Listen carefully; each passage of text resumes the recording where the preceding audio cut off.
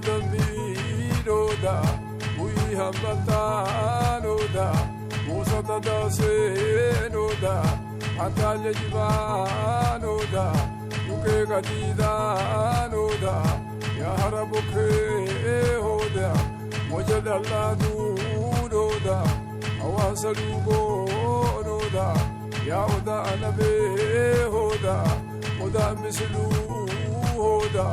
Oda Muluki Hoda, Oda Roba Hoda, Yagada Dra Hoda, Yagada Yifu Hoda, Aichaboku Hoda, Alicha Uma Hoda, Isicha Goda Hoda, Ubasa Hoda, Otata Sanyi Hoda, Ulfin Hundu Hoda.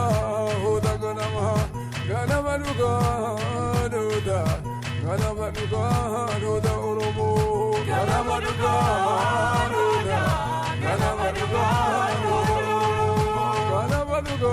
Noda Oromo, Ganamanuga Noda, Ganamanuga Noda, Namabizu Ubasi, Kalkala Ujisa Vajasi, Waka Yorobe Hazasi.